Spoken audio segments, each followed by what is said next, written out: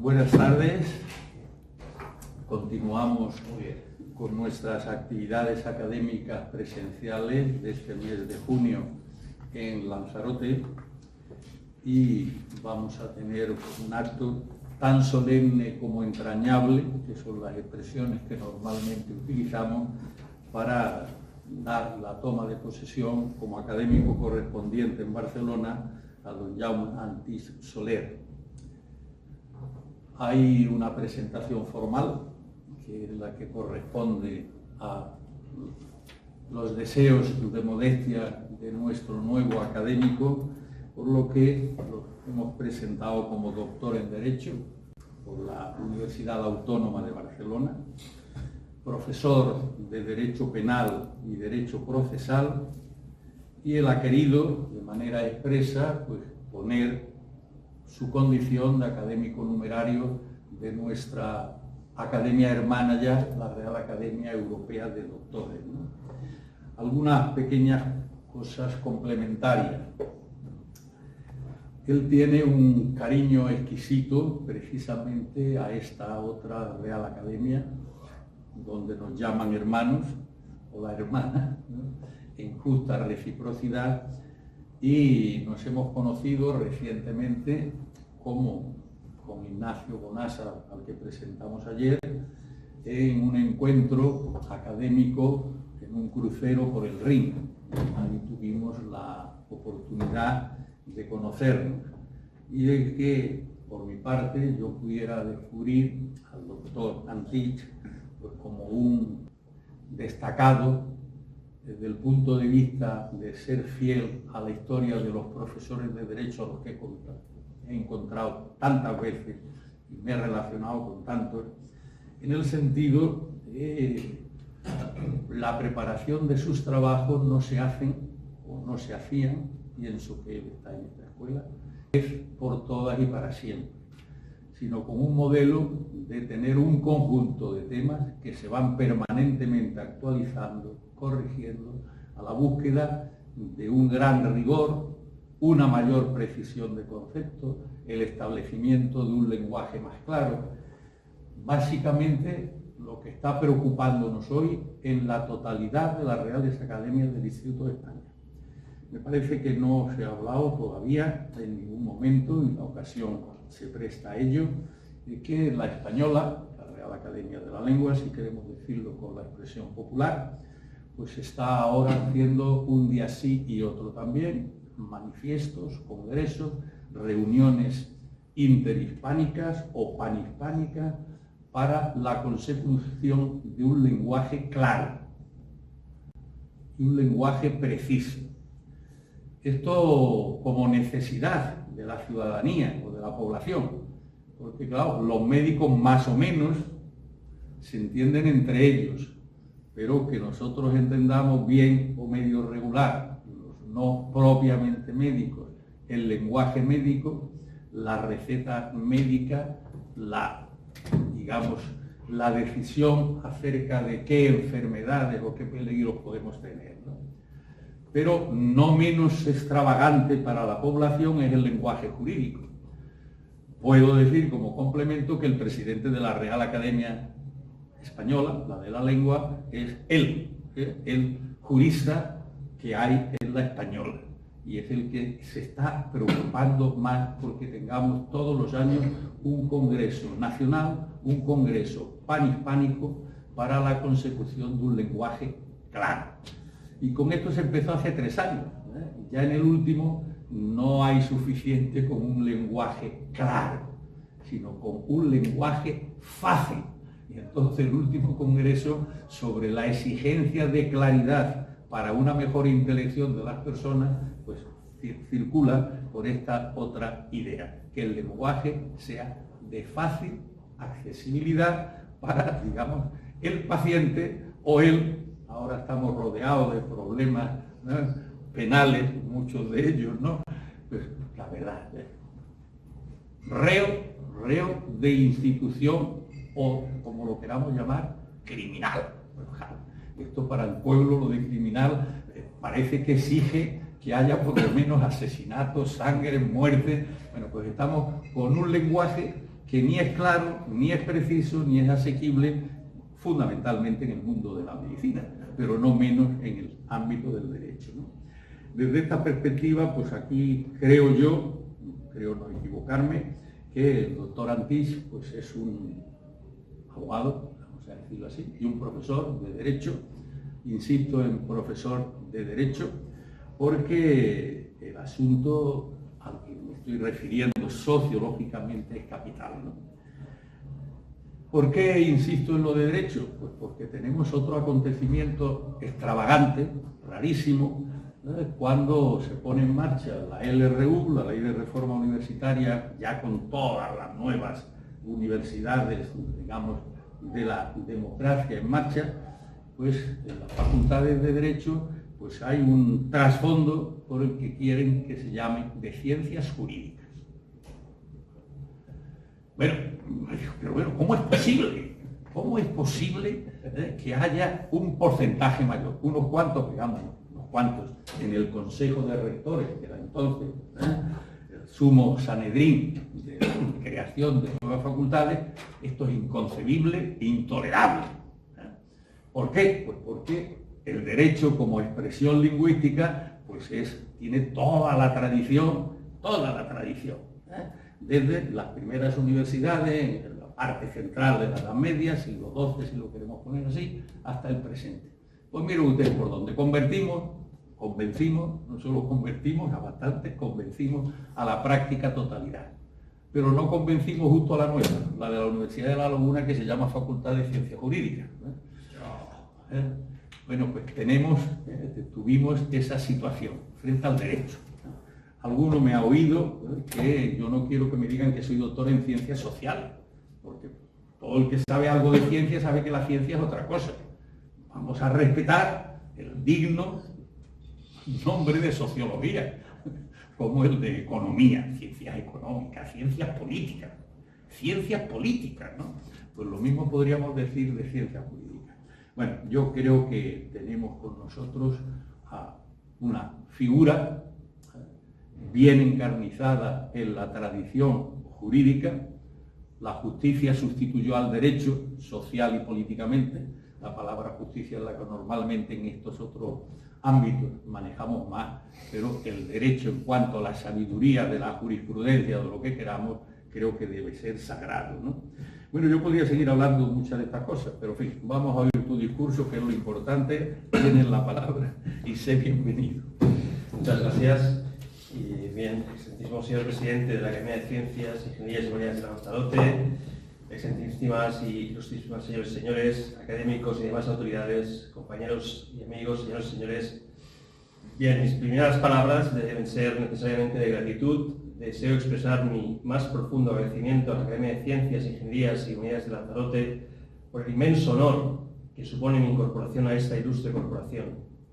Recibo esta distinción con emoción, con humildad y con responsabilidad, consciente de que toda institución consagrada al cultivo del conocimiento y al servicio de la sociedad exige de sus miembros una actitud permanente de estudio, diálogo y compromiso intelectual. Mi agradecimiento se dirige de manera muy especial a su presidente, al excelentísimo señor doctor don Francisco González de Posada. Su trayectoria intelectual constituye uno de los mejores ejemplos de una concepción integradora del saber, ajena a las fronteras artificiales entre ciencias, ingenierías y humanidades. Buena parte de su magisterio ha consistido precisamente en recordarnos que las grandes preguntas sobre el ser humano solo pueden abordarse adecuadamente desde la convergencia de múltiples disciplinas. No deja de resultar significativo que esta reflexión tenga lugar en una academia vinculada al legado de Blas Cabrera Felipe, una de las figuras más universales de la ciencia española, ejemplo de la fecunda relación entre especialización científica y visión humanista del conocimiento. Deseo igualmente expresar mi reconocimiento al excelentísimo señor doctor don Alfredo Rocafort Nicolau, presidente de la Real Academia Europea de Doctores, institución a la que tengo el honor de pertenecer como académico de número y con la que mantengo una vinculación particularmente intensa, tanto académica como personal. La Real Academia Europea de Doctores representa hoy uno de los espacios más fértiles para el diálogo interdisciplinar entre las distintas ramas del conocimiento, compartiendo con esta academia una misma vocación humanista y universalista.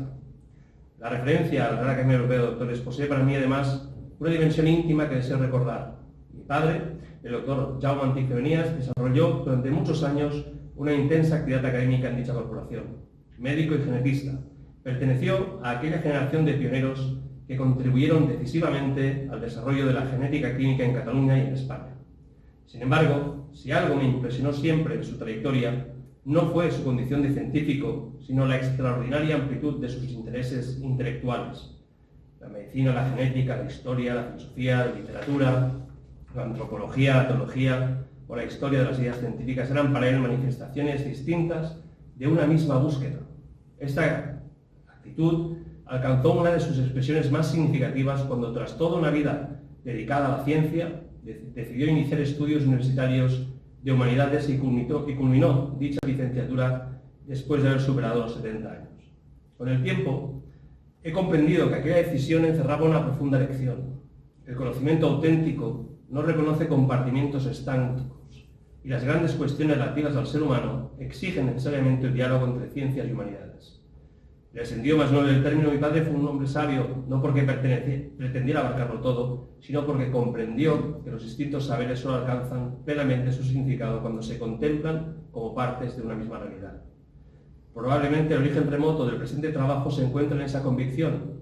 Si mi padre recorrió el camino que conduce desde las ciencias biomédicas hacia las humanidades, quien hoy les habla ha realizado en cierto modo el recorrido inverso.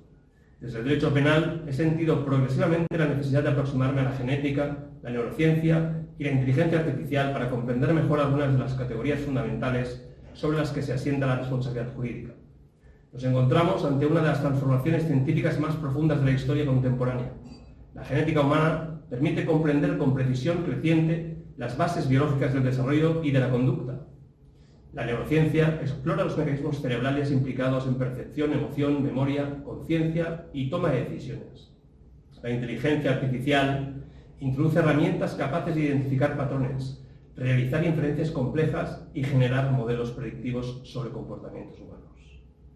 Cada disciplina constituye por sí sola una revolución científica, pero el verdadero desafío surge de su convergencia sobre un mismo objeto, la conducta humana. La cuestión fundamental ya no consiste solo en determinar qué sabemos acerca de los genes del cerebro o de los algoritmos, sino qué imagen del ser humano emerge cuando estos tres ámbitos convergen. Y ahí el problema tiene una extraordinaria relevancia jurídica. El derecho penal es, en último término, el sistema mediante el cual una sociedad atribuye responsabilidad a las personas por sus actos más graves. Cualquier transformación significativa en nuestra comprensión científica del comportamiento humano termina proyectándose sobre conceptos esenciales como libertad, imputabilidad, culpabilidad, responsabilidad o pena. ¿Puede el derecho penal permanecer inalterado cuando cambia radicalmente nuestra comprensión científica del ser humano? El propósito de estas páginas no consiste en ofrecer respuestas definitivas a cuestiones que probablemente seguirán siendo debatidas durante décadas, sino en analizar los principales avances producidos en genética humana, neurociencia e inteligencia artificial, examinar sus posibles implicaciones para la teoría de la responsabilidad penal y reflexionar sobre los desafíos que plantean la preservación de las garantías fundamentales del Estado de Derecho. La tesis que inspira este discurso puede anticiparse desde ahora. La genética, la neurociencia y la inteligencia artificial no obligan necesariamente a abandonar los fundamentos del derecho penal liberal y garantista, pero sí exigen revisar críticamente algunas de las presuposiciones antropológicas sobre las que tradicionalmente se ha construido la teoría de la responsabilidad. Cuanto más capaces somos de explicar científicamente determinados aspectos de la conducta humana, mayor parece ser la necesidad de preservar aquellas categorías normativas que permiten seguir considerando a cada individuo como persona y no como mero objeto de clasificación, predicción o administración del riesgo. Tal vez ese sea uno de los grandes desafíos intelectuales jurídicos del siglo XXI. A esas cuestiones me voy a dirigir ahora. Bien, empezando por la genética conductual contemporánea, la epigenética y la responsabilidad penal, tenemos que señalar que la genética conductual contemporánea constituye uno de los ámbitos científicos que más ha transformado nuestra comprensión del comportamiento humano. Sin embargo, pocas disciplinas han sido también objeto de simplificaciones tan intensas, pues durante décadas se difundió la idea de que conductas complejas como la agresividad, la impulsividad o incluso la criminalidad podrían localizarse en genes concretos, reeditando, bajo apariencia molecular, viejos planteamientos biologicistas del positivismo criminológico. Los avances más importantes de la genética moderna han conducido precisamente a la conclusión contraria. La genética contemporánea ha desacreditado de forma prácticamente definitiva la idea de un supuesto gen criminal. Hoy sabemos que los rasgos conductuales complejos no responden a modelos monogénicos ni a relaciones lineales simples entre genotipo y conducta. La revolución postgenómica y los modernos Genome-Wide Association Studies, o GWAS, han permitido analizar simultáneamente millones de variantes genéticas distribuidas por todo el genoma. Sus resultados muestran que características como la impulsividad, la agresividad, determinadas vulnerabilidades psiquiátricas o los comportamientos antisociales poseen una arquitectura extraordinariamente poligénica. Miles de variantes contribuyen con efectos estadísticos muy pequeños que solo adquieren significado dentro de complejas interacciones biológicas y ambientales. La conducta humana aparece así como un resultado de una interacción dinámica entre predisposición biológica, neurodesarrollo, experiencia vital, aprendizaje, entorno social y regulación epigenética. Bien, en este contexto han adquirido relevancia los polygenic risk scores, modelos que agregan miles de variantes genéticas para estimar predisposiciones probabilísticas respecto de determinados rasgos o vulnerabilidades. Pero conviene subrayar una cuestión esencial desde la perspectiva jurídica. Los llamados PRS no predicen conductas concretas ni permiten identificar futuros delincuentes. Expresan incrementos relativos de probabilidad dentro de poblaciones determinadas. Las probabilidades poblacionales no pueden confundirse con responsabilidad individual. El proceso penal juzga hechos concretos cometidos por personas concretas, no distribuciones estadísticas de riesgo biológico. Uno de los trabajos más influyentes de la genética conductual contemporánea fue el desarrollado por Arnold Caspi y Terry Moffett sobre la interacción entre determinadas variantes del gen MAO y experiencias severas de maltrato infantil. Con frecuencia se presentó de forma simplista como el descubrimiento del llamado gen de la violencia. En realidad defendía lo contrario. La conducta antisocial surge de la interacción entre vulnerabilidades biológicas y experiencias ambientales. La variante genética por sí sola no producía violencia. Su relevancia aparecía únicamente en contextos de trauma grave y adversidad temprana.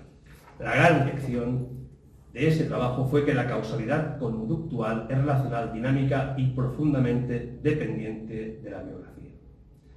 Esta idea alcanza su máxima expresión en la epigenética, una de las revoluciones conceptuales más importantes de la biología contemporánea. El ADN no constituye un programa rígido e inmutable. La expresión génica se encuentra sometida a mecanismos de regulación que incluyen metilación del ADN, modificaciones de histonas y otros sistemas de control molecular.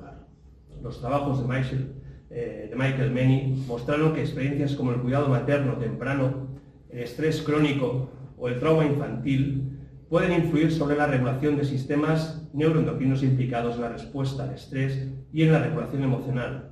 La experiencia deja huellas biológicas. La biología puede incorporarse parcialmente a la biología. En la misma dirección apuntan los estudios sobre trauma extremo y transmisión intergeneracional, particularmente las investigaciones de Rachel Yehuda sobre descendientes de supervivientes del Holocausto. Aunque este campo continúa siendo objeto de intenso debate científico, plantea cuestiones de enorme interés acerca de la interacción entre memoria histórica, experiencia y biología.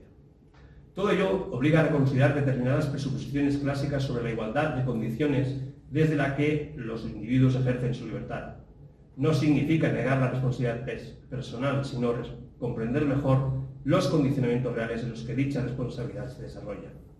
Y finalmente, las tecnologías de edición genética han abierto un escenario completamente nuevo. La erupción de CRISPR-Cas9 permitió intervenir de forma precisa sobre secuencias concretas del genoma. Posteriormente, desarrollos como el base editing o el prime editing, impulsados principalmente por David Liu y sus colaboradores, incrementaron todavía más la precisión y las posibilidades de ingeniería genética contemporánea. Por primera vez en la historia, el genoma humano deja de ser únicamente objeto de observación para convertirse también en objeto potencial de intervención. Sin embargo, estos avances no autorizan fantasías sobre la eliminación genética de la criminalidad. La conducta humana continúa siendo un fenómeno extraordinariamente complejo, poligénico y dependiente de factores ambientales, sociales y biográficos. La principal conclusión de la genética contemporánea es precisamente esta. Cuanto más profundamente conocemos las bases biológicas de la conducta humana, más se desvanece la ilusión de las explicaciones simples. La genética no ha confirmado el determinismo biológico, ha revelado la extraordinaria complejidad de la persona humana. Y esta constatación obliga al derecho penal a integrar el conocimiento científico sin renunciar a los principios de dignidad, responsabilidad por el hecho y garantías que constituyen el fundamento del constitucionalismo penal contemporáneo.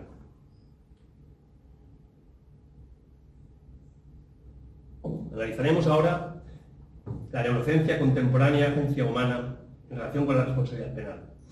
Si la genética contemporánea ha transformado nuestra comprensión de las predisposiciones biológicas de la conducta, la neurociencia ha modificado profundamente nuestra imagen del cerebro y de la agencia humana.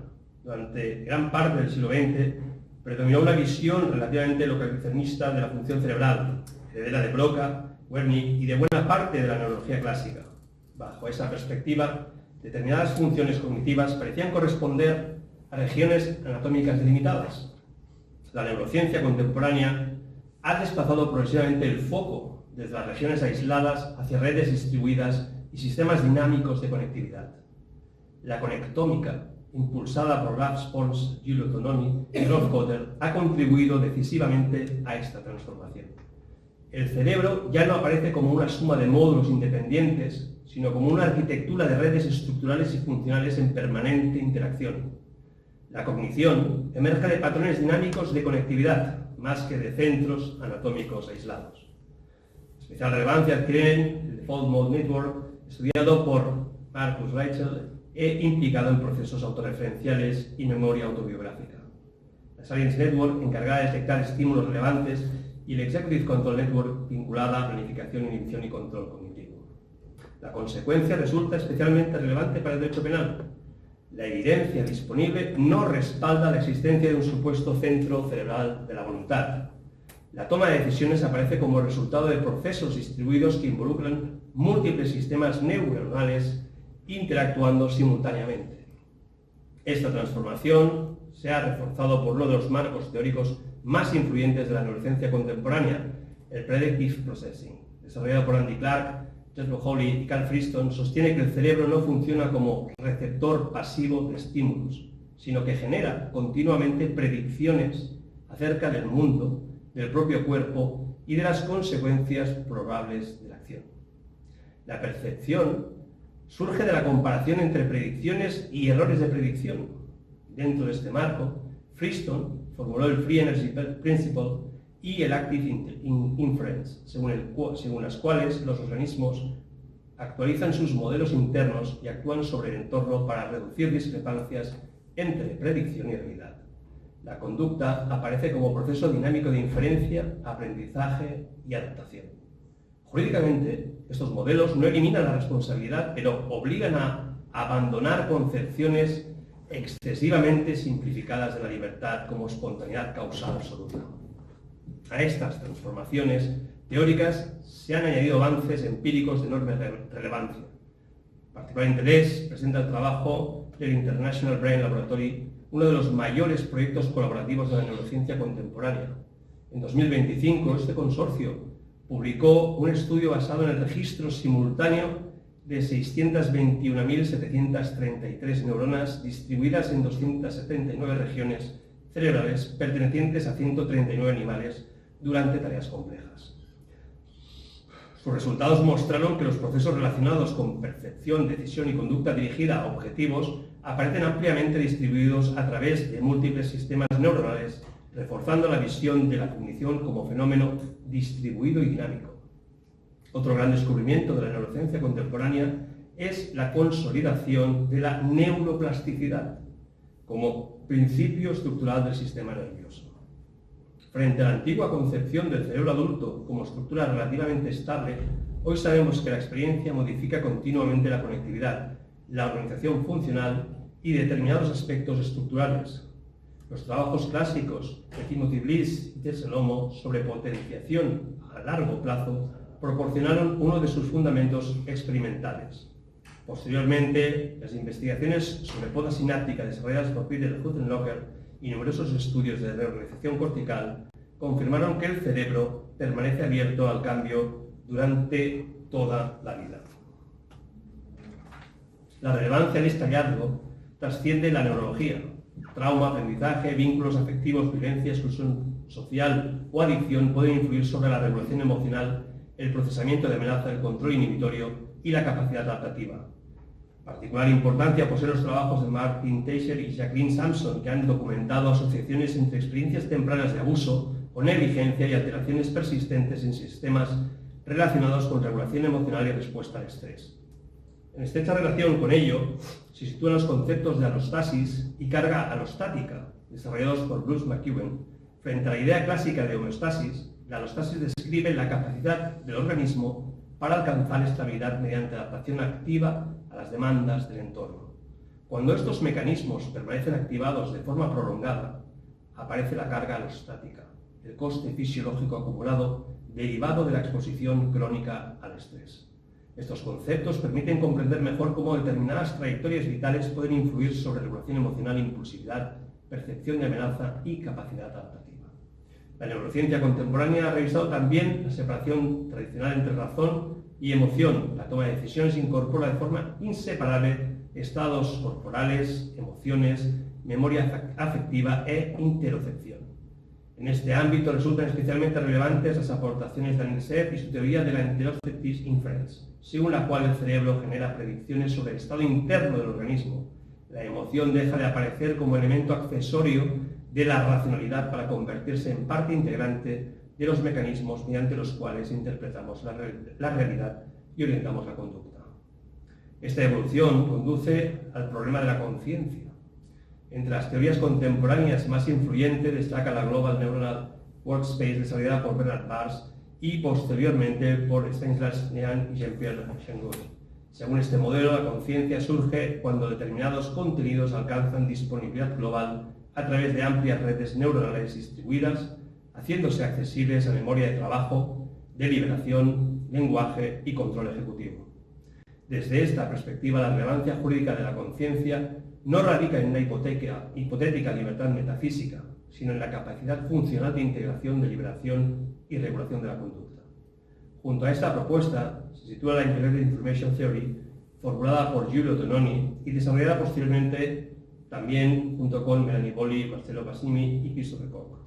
Sostiene que la conciencia depende del grado de integración causal irreducible generado por un sistema físico expresado formalmente mediante el parámetro psi, aunque la teoría continúa siendo objeto de intenso debate, como enseñado entre otros autores Michael Cerullo y diversos críticos, ha impulsado herramientas empíricas de gran interés clínico, especialmente el Perturbational Complexity Index desarrollado por Massini para evaluar estados de conciencia en pacientes no comunicativos.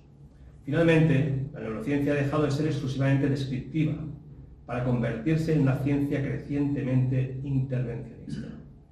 Las interfaces cerebro-máquina estudiadas por Michael Nicolelis, las neuroprótesis descritas por Lebedev y Nicolelis, los sistemas de decodificación neural, la estimulación cerebral profunda y los sistemas cerrados de neuromodulación están modificando la relación entre cerebro, tecnología y conducta.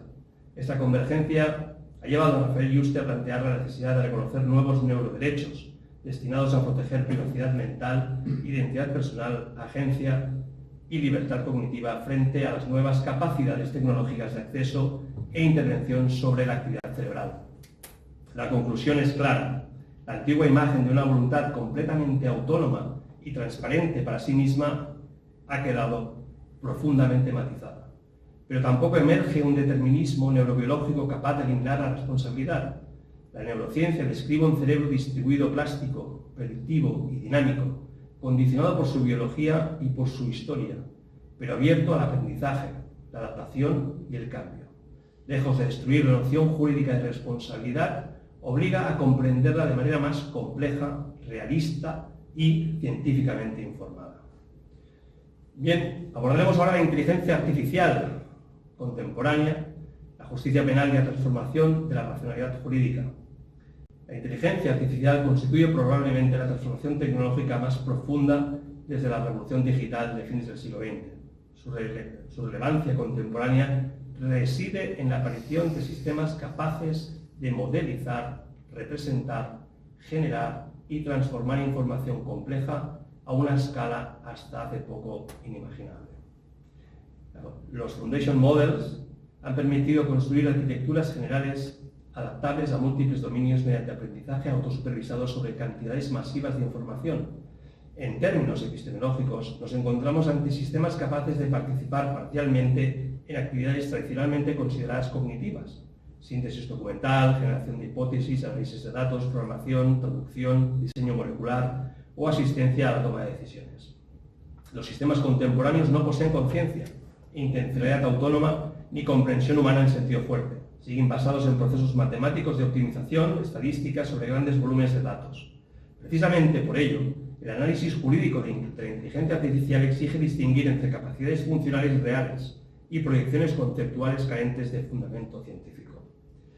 Según Bolmazzani y colaboradores, los modelos fundacionales son modelos entrenados sobre conjuntos masivos de datos mediante aprendizaje autosupervisado, capaces de adaptarse después a múltiples tareas mediante ajustes relativamente limitados. Su éxito se relaciona con las leyes de escalado estudiadas por Kaplan y colaboradores, quienes mostraron que el rendimiento mejora siguiendo regularidades empíricas cuando aumentan simultáneamente tamaño del modelo, volumen de datos y capacidad computacional. El trabajo de Hoffman y sus colaboradores, el conocido modelo chinchilla, corrigió una interpretación simplista de tales leyes al demostrar que muchos modelos de gran tamaño estaban infraentrenados, con demasiados parámetros para la cantidad de datos utilizada. El progreso de la inteligencia artificial no depende solo de construir redes mayores, sino de optimizar arquitectura, datos, entrenamiento e inferencia. Los Large Language Models son hoy la manifestación más visible de esta transformación. Aprenden distribuciones probabilísticas sobre secuencias lingüísticas y generan respuestas prediciendo sucesivamente el siguiente token más probable dado un contexto. Sin embargo, reducirlos a simples mecanismos de predicción secuencial resulta insuficiente. Al aumentar la escala exhiben capacidades de traducción, síntesis documental, programación, abstracción conceptual, resolución de problemas y uso de herramientas externas.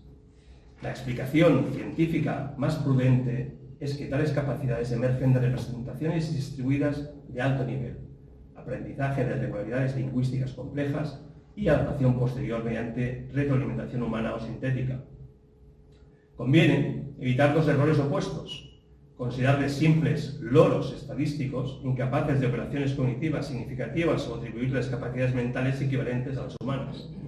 Los modelos contemporáneos muestran capacidades funcionarias extraordinarias para determinadas tareas, pero ello no implica comprensión semántica humana, razonamiento causal robusto ni experiencia subjetiva.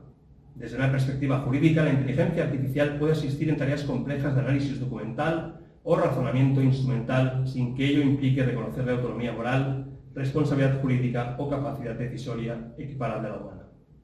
Los sistemas actuales integran texto, imagen, audio, vídeo, código, datos biomédicos y señales sensoriales diversas. La multimodalidad permite construir espacios representacionales compartidos capaces de relacionar información procedente de dominios heterogéneos, como imágenes radiológicas, informes clínicos, datos genómicos y registros fisiológicos.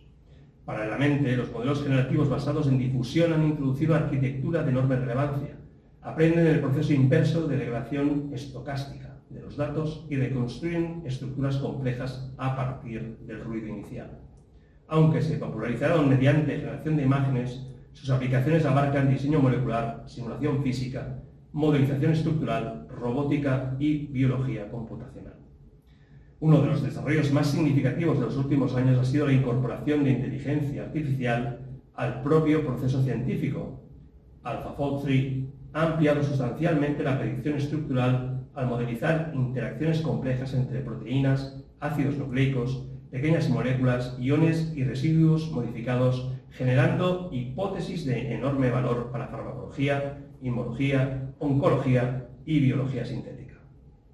Del mismo modo, GenCast ha mostrado resultados competitivos en predicción meteorológica, probabilística, sugiriendo nuevas formas de integración entre modelos físicos tradicionales y aprendizaje automático.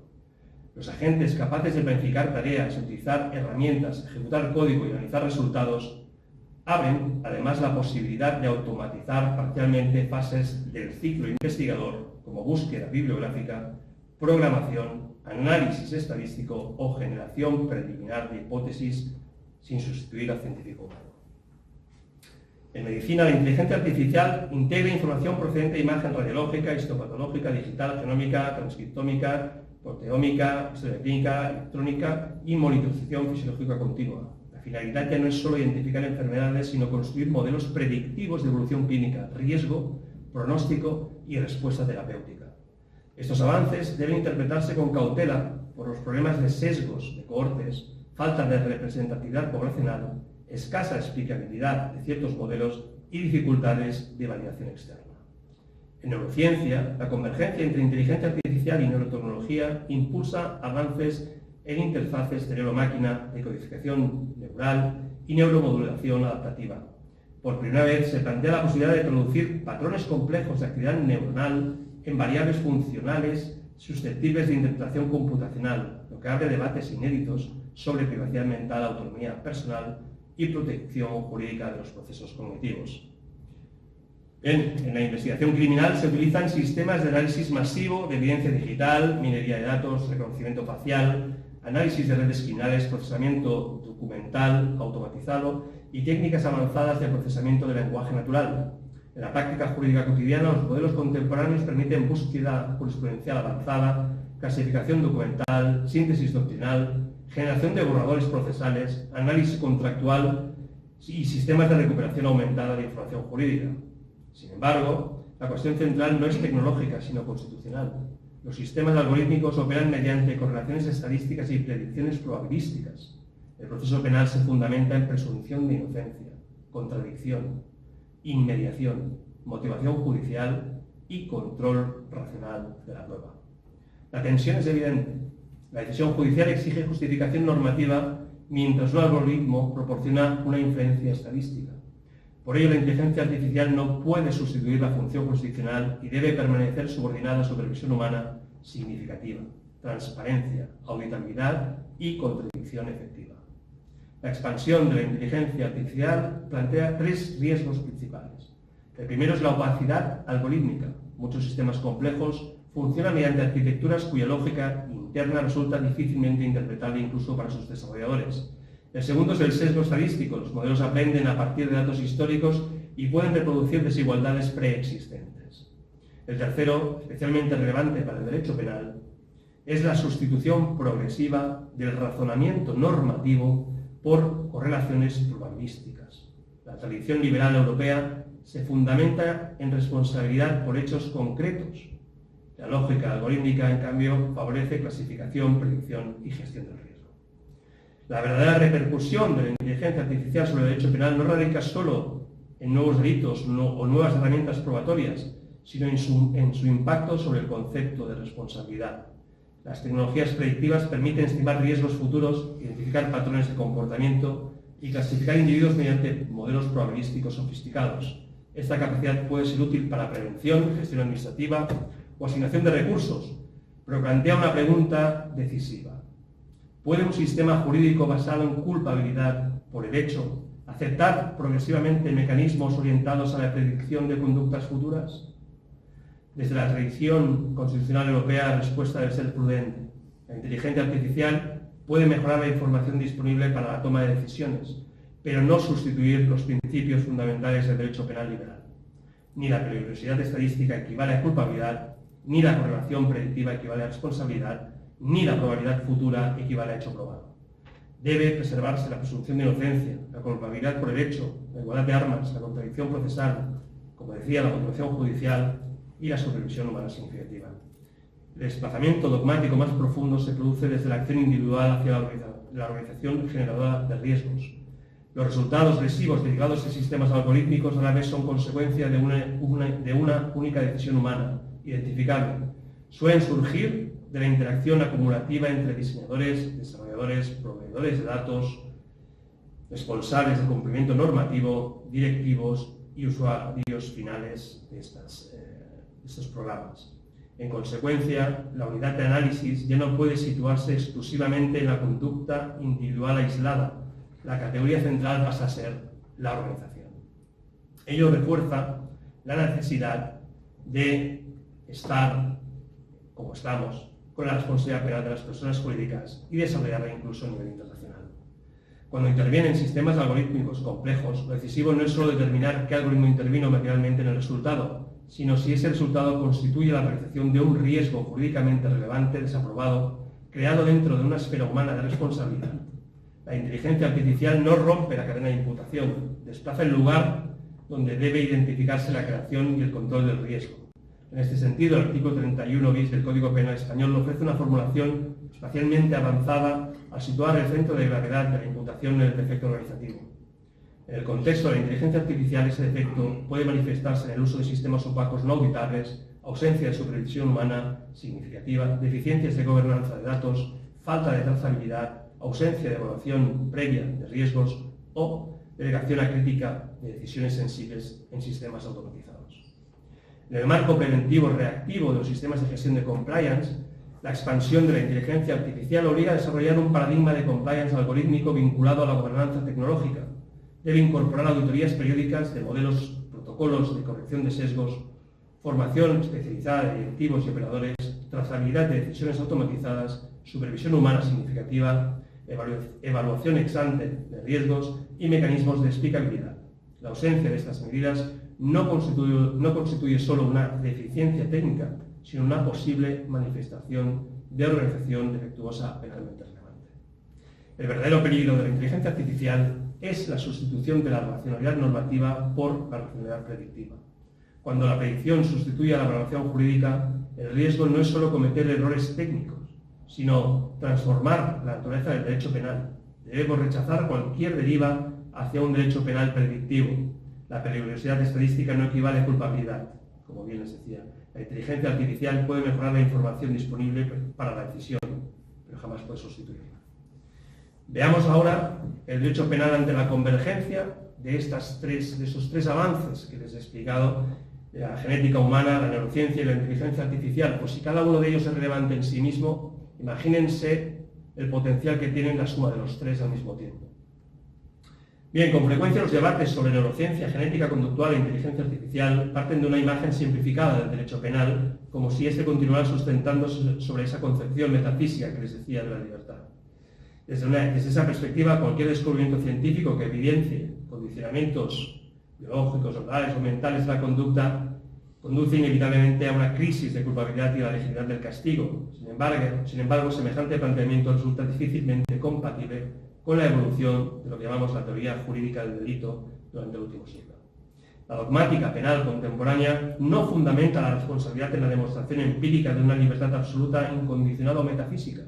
Al contrario, las construcciones doctrinales dominantes parten de presupuestos normativos complejos, desarrollados precisamente para afrontar las dificultades inherentes a la explicación causal de la conducta humana. Partiendo de la concepción actual de la culpabilidad, la convergencia de los últimos avances en genética, neurociencia e inteligencia artificial permite avanzar hacia lo que llamo una culpabilidad científicamente informada. La cuestión central no consiste en determinar si la culpabilidad debe desaparecer como categoría jurídica. Ninguna de las disciplinas analizadas proporciona razones suficientes para sostener semejante conclusión. Tampoco parece razonable afirmar que los avances de las últimas décadas carezcan de relevancia para la teoría de la responsabilidad penal. El desafío consiste en determinar si el conocimiento aportado por estas ciencias obliga a formular algunos presupuestos y el juicio de culpabilidad. Bien, la culpabilidad es una categoría normativa. Su función no consiste en describir científicamente el cerebro, identificar predisposiciones genéticas o predecir comportamientos futuros, sino en determinar cuándo resulta legítimo dirigir un reproche jurídico a una persona por la realización de un hecho antijurídico. Ahora bien, aunque sea normativa, no opera en el vacío, presupone capacidades humanas cuya existencia y funcionamiento pueden ser parcialmente iluminados por el conocimiento científico, capacidad de comprensión, autodeterminación, aprendizaje normativo y autocontrol. La convergencia examinada permite comprender con profundidad inédita la complejidad de los factores que intervienen en la conducta humana. El sujeto sobre el que recae el juicio de culpabilidad es mucho más heterogéneo de lo que tradicionalmente podía suponerse. Hoy podemos profundizar mucho más en ese sujeto concreto y hacer que la responsabilidad sea más precisa. Uno de los errores frecuentes consiste en confundir explicación con justificación. La advertencia de Hassemer mantiene plena vigencia. Explicar una conducta no equivale a exculparla. Stephen Morse ha insistido igualmente en que el descubrimiento de factores causales relevantes no elimina por sí mismo la responsabilidad jurídica. Toda conducta humana posee causas, también las decisiones consideradas más libres. Los experimentos de Libet y las investigaciones posteriores de Sun y Haynes sugieren que ciertos procesos neuronales preceden temporalmente a la conciencia subjetiva de la decisión. Sin embargo, ello no destruye la responsabilidad jurídica. Los modelos contemporáneos de predictive processing muestran una interacción dinámica entre procesos conscientes e inconscientes, compatible con una concepción normativa de culpabilidad. Si la mera existencia de condicionamientos bastara para excluir la culpabilidad, el concepto mismo de responsabilidad resultaría imposible. El problema jurídico no consiste en determinar si existen influencias biológicas, neuronales o ambientales, sino si alcanzan una intensidad suficiente para afectar de forma relevante a las capacidades normativas que fundamentan el reproche penal. Esta distinción evita tanto el reduccionismo biológico como el reduccionismo jurídico. Ni la genética convierte automáticamente a las personas irresponsables, ni el derecho puede ignorar conocimientos científicos relevantes sobre las capacidades reales del individuo. La consecuencia más relevante de la convergencia científica no es la desaparición de la culpabilidad, sino su progresiva individualización. Durante siglos el derecho penal operó con categorías generales porque no disponía de información suficiente para comprender con precisión la diferencia entre individuos. La situación comienza a ser distinta. La genética permite identificar vulnerabilidades específicas. La neurociencia ayuda a comprender procesos de decisión y control conductual. La inteligencia artificial integra cantidades masivas de información y detecta patrones complejos. Bien, utilizados estos conocimientos pueden contribuir a una valoración más precisa de la imputabilidad, la semi-imputabilidad, la exigibilidad de la conducta, la capacidad de comprensión y de control, la individualización de la pena, las necesidades de tratamiento y las posibilidades reales de reinserción. La convergencia científica no debe contemplarse solo como amenaza para el derecho penal liberal, sino como una oportunidad para aproximar la respuesta jurídica a la realidad concreta de la persona. La culpabilidad del futuro difícilmente podrá construirse ignorando los avances de la genética, la neurociencia y la inteligencia artificial. Pero tampoco podrá quedar subordinada a ellos. La función del derecho penal no consiste en sustituir el juicio normativo por diagnóstico biológico, neuroimagen o algoritmo. Sigue siendo valorar jurídicamente conductas humanas. Desde esta perspectiva cabe hablar de una culpabilidad científicamente informada. No se trata de una nueva culpabilidad biológica, neuronal o algorítmica, ni de una renuncia al principio de responsabilidad penal. Se trata de una culpabilidad construida sobre una comprensión más completa de la realidad humana, capaz de integrar conocimiento científico sin abdicar de la función garantista que históricamente ha desempeñado el derecho penal frente al poder punitivo. Precisamente porque conocemos mejor que nunca los múltiples factores que influyen sobre la conducta, el reto del derecho penal contemporáneo consiste en atribuir responsabilidad de forma más justa, individualizada y respetuosa con la dignidad de la persona. El objetivo no debe ser castigar menos ni castigar más, sino castigar mejor, ajustar el juicio de responsabilidad a las capacidades reales del individuo concreto sin renunciar a la libertad, igualdad y responsabilidad por el hecho. Uno de los rasgos definitorios del derecho penal moderno es su carácter retrospectivo. Desde la Ilustración y el Estado liberal del derecho, la intervención penal se legitima mediante la constatación de un hecho previamente cometido, comportamiento típico, antijurídico, culpable y punible. Proceso con garantías e imposición, en su caso, de una consecuencia jurídica prevista por la ley. Esta estructura representa una conquista política y jurídica frente a formas históricas de represión basadas en la sospecha, la peligrosidad o incluso características personales. Como ha señalado Luigi Fragioli, el principio de responsabilidad por el hecho constituye una garantía esencial frente a la arbitrariedad del poder punitivo. El ciudadano responde por lo que ha hecho, no por lo que es, piensa o podría llegar a hacer. Desde esta perspectiva, culpabilidad y presunción de inocencia descansan sobre una misma premisa, la imposibilidad de sustituir el hecho probado por hipótesis, presunciones o pronósticos sobre la conducta futura. Sin embargo, la convergencia entre genética humana, neurociencia e inteligencia artificial genera tensiones inéditas. La genética identifica factores de vulnerabilidad biológica, la neurociencia ofrece información sobre autocontrol, regulación emocional, impulsividad o respuesta de estrés, y la inteligencia artificial integra enormes cantidades de información y construye modelos predictivos de complejidad creciente. Tomadas conjuntamente, estas capacidades producen un fenómeno nuevo, que es la aparición del sujeto predictivo. Durante siglos, el derecho penal solo pudo reaccionar frente a conductas realizadas. Hoy empezamos a disponer de herramientas capaces de estimar probabilidades futuras a partir de datos biológicos, neurocognitivos, conductuales y contextuales. Tales predicciones distan de ser infalibles. Ninguna tecnología anticipa con certeza la conducta individual futura, pero la posibilidad de mejorar la capacidad predictiva plantea interrogantes inéditos. El debate ya no gira solo en torno a qué persona ha delinquido, sino también a la posibilidad de anticipar quién podría delinquir, cuándo y con qué probabilidad. La cuestión adquiere especial relevancia con la expansión de Big Data, aprendizaje automático y análisis de actualidad. Los modelos predictivos contemporáneos no operan necesariamente mediante relaciones causales directas, sino identificando correlaciones estadísticas entre miles o millones de variables. El objetivo ya no es comprender por qué sucede algo, sino estimar la probabilidad de que suceda. Esta lógica se observa en la evaluación del riesgo de reincidencia, la concesión de libertad condicional, las medidas cautelares, las órdenes de protección del artículo 544 ter de la Ley de Enjuiciamiento Criminal, la vigilancia policial predictiva, la distribución de recursos policiales y el análisis criminal. Malcolm Philey y Jonathan Simon describieron en los años 90 el surgimiento de una racionalidad político-criminal basada en la gestión actuarial del riesgo. La New Penology tiende a desplazar la atención desde la responsabilidad individual hacia la administración de grupos estadísticamente problemáticos. La convergencia entre genética, neurociencia e inteligencia artificial podría intensificar esa tendencia. Ya no se trataría solo de categorías genéricas de riesgo construidas a partir de antecedentes o variables socioeconómicas, sino de perfiles individuales elaborados mediante información biológica, neurocientífica, psicológica y digital. Ahí emerge el riesgo de que el individuo deje de ser contemplado como sujeto responsable y se convierta en objeto de clasificación y perfilado. La historia del derecho penal ofrece abundantes ejemplos de intentos por sustituir la responsabilidad por el hecho por valoraciones centradas en la personalidad del autor. Hoy el riesgo es más sofisticado. Podría surgir una forma inédita de derecho penal de perfil, construida mediante información genética, marcadores epigenéticos, datos neurocientíficos, antecedentes conductuales, huella digital, patrones de interacción social y sistemas avanzados de inteligencia artificial. Cuanto más precisos se vuelven estos sistemas, mayor será la presión para utilizarlos con finalidades preventivas.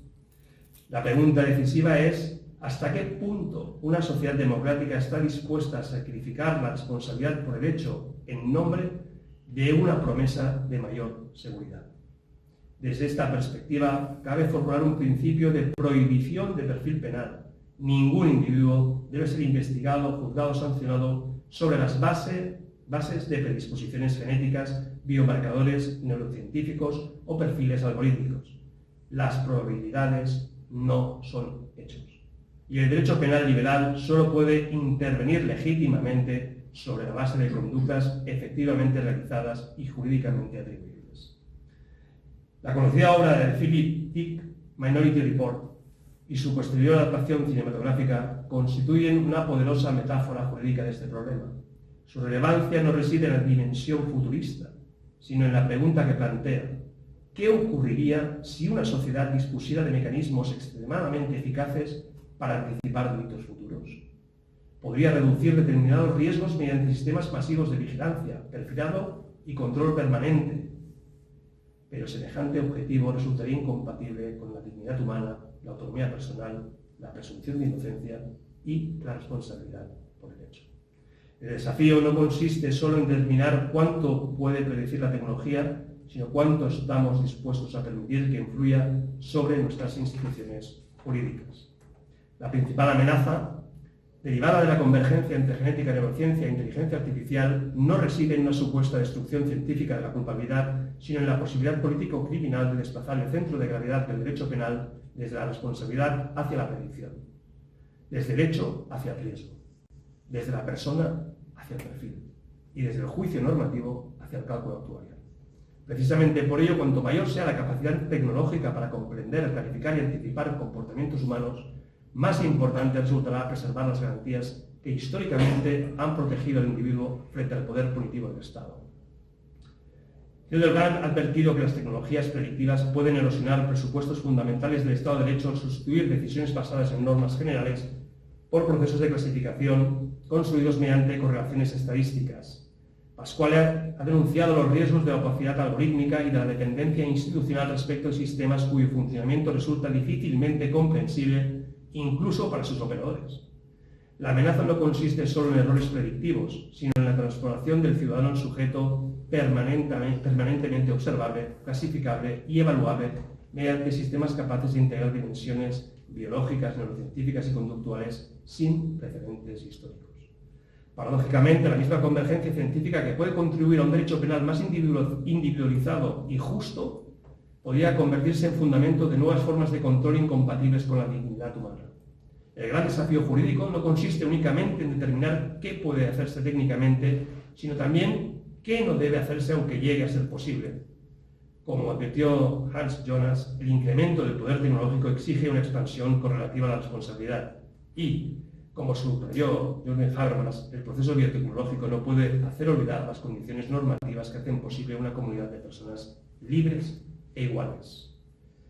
Pasamos ahora, ya para terminar, a unas consideraciones finales entre ciencia, responsabilidad y dignidad humana. Las palabras precedentes han explorado un territorio fronterizo entre ciencias empíricas y derecho. Desde la genética humana hasta la neurociencia y la inteligencia artificial, el hilo conductor ha sido siempre el mismo: comprender mejor la conducta humana para interrogar de nuevo los fundamentos de la responsabilidad penal. Al inicio de ese discurso nos preguntábamos qué imagen del ser humano emerge de la convergencia entre estas tres ciencias en sus últimos avances de genética, neurociencia e inteligencia artificial, y si esos avances científicos de nuestro tiempo obligaban a revisar categorías nucleares como la libertad, la culpabilidad o la legitimidad del castigo. Las respuestas no pueden ser definitivas. Como recordaba Popper, el conocimiento científico progresa mediante conjeturas y refutaciones, de modo que toda explicación permanece abierta a revisión. Sin embargo, algunas conclusiones parecen sólidas. La genética contemporánea ha mostrado la complejidad de la interacción entre genoma y ambiente. La neurociencia ha revelado un cerebro dinámico, plástico y dependiente de la experiencia. Y la inteligencia artificial ha desarrollado capacidades inéditas para identificar patrones y formular inferencias predictivas. Pero ninguna de estas disciplinas, ni siquiera consideradas conjuntamente, ha demostrado la desaparición de la agencia humana ni la inutilidad del juicio normativo de responsabilidad. Quizá porque cuanto más avanza el conocimiento científico, más se desvanece toda pretensión reduccionista. El ser humano aparece menos como una realidad explicable por una única causa y más como una estructura abierta, histórica y relacional. En términos de Xavier Zubiri, la persona no es una cosa entre las cosas, sino una realidad abierta al mundo y a los demás. El jurista no puede renunciar a la prudencia. Aristóteles situó la frónesis entre las virtudes intelectuales indispensables para la vida práctica, recordándonos que existen decisiones humanas que no pueden resolverse mediante cálculos mecánicos ni por la mera acumulación de datos. El derecho penal no administra únicamente información, administra responsabilidad.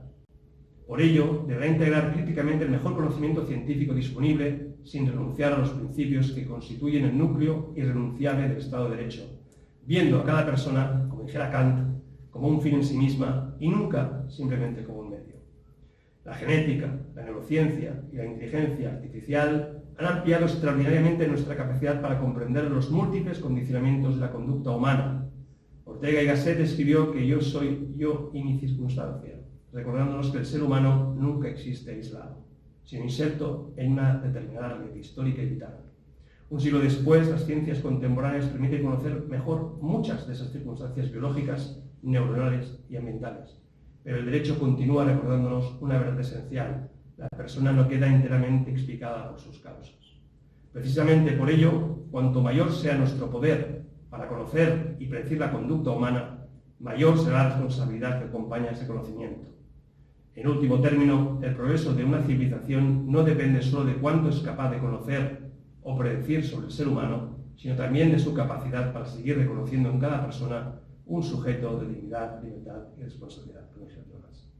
Como jurista e hijo de un genetista, difícilmente podía imaginar hace décadas que el derecho penal terminaría dialogando de forma tan intensa con la biología y las ciencias cognitivas, concretamente con la genética, la neurociencia y la inteligencia artificial. Tal vez el verdadero reto de nuestro tiempo consista precisamente en mantener la centralidad de la persona cuando la ciencia nos permite conocer cada vez más acerca de ella. He dicho. Muchas gracias.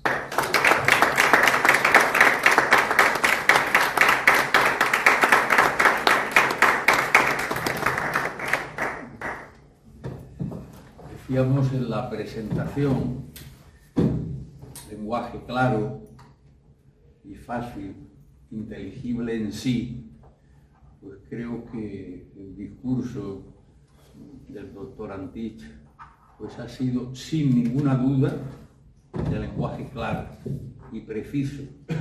Lo tenemos que decir además que ha sido tan intenso, que hace difícil la asimilación, digamos, inmediata. Nos ha regalado un discurso verdaderamente extraordinario, con lo cual va a enriquecer notablemente nuestro archivo como fondo de referencia para quien quiera conocer algún tema. Este que ha expuesto ha sido verdaderamente sensacional. Pretender hacer un comentario en esta contestación sobre cada uno de los temas pues nos llevaría necesariamente a dar una conferencia mucho más larga que la que nos ha dado él. En consecuencia voy a hacer algunas notas de referencia a lo que nos ha dicho y de su situación, ¿no? Una primera referencia que interesa también o nos interesa para pensar es que se integra en un núcleo de nuestra academia donde hay juristas, pero de momento pocos, ¿no? Tenemos a Alfonso Licata, un magistrado en Roma, una figura, ¿no?, intelectual con grandes contribuciones más o menos recientes al conocimiento histórico. Tenemos a Rogelio, que es un hombre Castilla-La Mancha del ámbito del derecho civil. Pues ahora se nos enriquece notablemente la academia con la presencia de Jaume Antich, ¿no?, en este ámbito que podríamos presuponer solo, que no es poco, del derecho penal y procesal, pero hemos podido observar cómo no es lego en esas tres revoluciones científicas de la genética, la neurociencia y la inteligencia artificial, a las que ha tratado con rigor, y ya tendríamos que estudiar un poquito más si pretendemos ver la influencia que puede tener en el tratamiento penal, procesal, como consecuencia de las características conductuales, las características cognitivas o las características de realidad. Ha hecho referencia también en sus prolegómenos a la RAE, a la Real Academia Europea de Doctores. Hay dos aspectos que nos son comunes a las dos, y quizá por eso pues estamos teniendo esta cariñosísima avalancha de preacadémicos en la Europea de Doctores, y que los estamos recibiendo pues como un enriquecimiento nuestro verdaderamente extraordinario. ¿En qué se parecen o qué papeles desempeñan estas academias en el marco general de las academias españolas? Pues hay dos notas muy sencillas, pero es que son muy pocas las que tengan esto. Por una parte, lo que deberíamos llamar con más soltura, generalistas. Son academias generalistas, es decir, que para todos los saberes, para todos los haceres, para todos los creares, para todos los sentires artísticos, etc. Generalistas. Pero además de generalistas, universalistas, es decir, con la pretensión de llevar y aprender culturalmente para todo, ¿no? Para todo, incluso aunque lleve el nombre de esta islita o esta islaza, como la queramos ver, que es Lanzarote. En Lanzarote y desde Lanzarote se está haciendo esta tarea, modestamente por supuesto, pero esta tarea generalista y esta tarea universalista, desde el punto de vista de los contenidos o los saberes y desde el punto de vista de la geografía planetaria. Yo debo hacer una alusión, por las tuyas, por tus alusiones, que en el fondo el discurso queda impregnado de la metafísica de Zubiri. Lo has citado ya en el colofón, no como presupuesto para la intelección del concepto de realidad, el concepto de estructuras de notas de cada realidad, que a fin de cuentas es lo que nos has estado explicando desde las tres ramas científicas actuales a las que te has referido y cómo las tres son mutuamente respectivas y, por si fuera poco, son respectivas también con el derecho penal y el derecho procesal. En la estructura dinámica de la realidad de Zubiri, como he hecho referencia en más de una ocasión, o inteligencia sentiente, o acerca de la realidad, etcétera, etcétera, tenemos ahí una fuente para entender el desarrollo del conocimiento y la actualización de la reflexión filosófica sobre todas estas realidades, ¿no? Y sobre la condición, o además de la condición de la realidad, de ser estructural mediante unas notas mutuamente respectivas y en que su respectividad va a nacer la otra característica de toda realidad, que también ha ido reseñando todo el discurso, que es la dinamicidad de la realidad, la dinamicidad de los conocimientos y la dinamicidad del propio proceso cognitivo para acercarnos científicamente a esa realidad y poder hacer además los juicios propios del ámbito del derecho, ¿no? Hemos tenido un discurso que enriquece enormemente nuestro archivo, que en este momento pues va teniendo ya esta generalidad del conocimiento para poder acceder a ello en nuestra web, ¿no?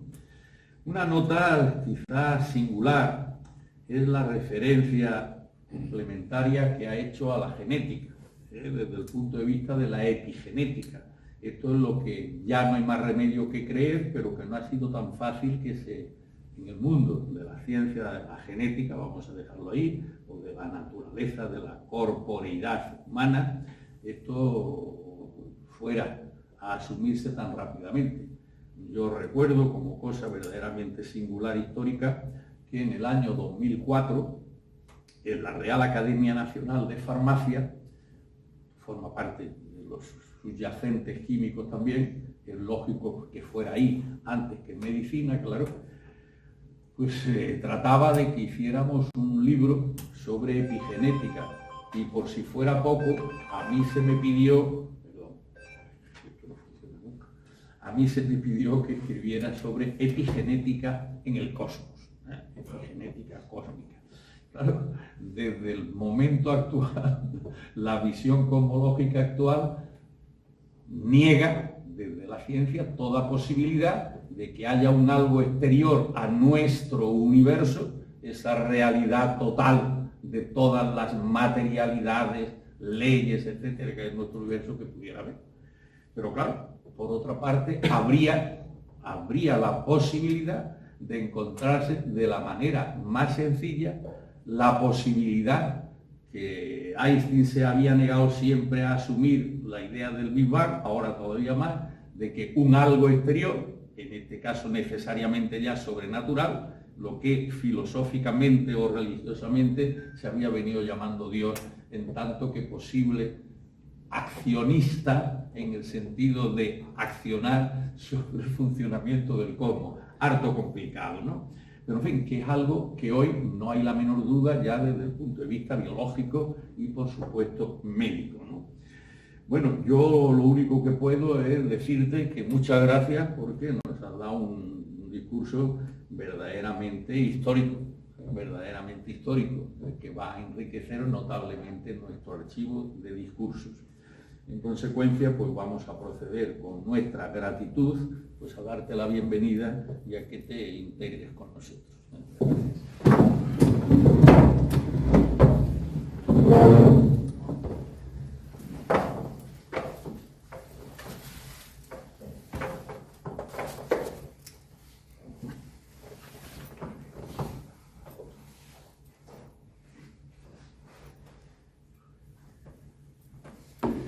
Doctor Jaume, in brevere afferendo, lagire exi. Entra, aporta tu sabiduría y al salir difúndela. Y recibe el tradicional abrazo.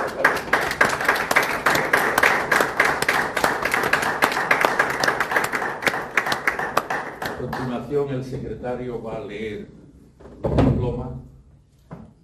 La Academia de Ciencias, Ingenierías y Humanidades de Lanzarote, en reconocimiento de los relevantes méritos jurídicos y culturales que concurren en el doctor don Jaume Antich Soler, lo integra entre sus miembros con la condición de académico correspondiente en Barcelona, en Arrecife de Lanzarote, el 25 de junio de 2026.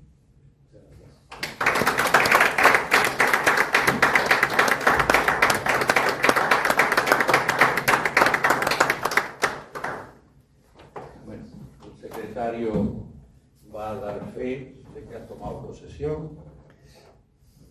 A continuación, el nuevo académico.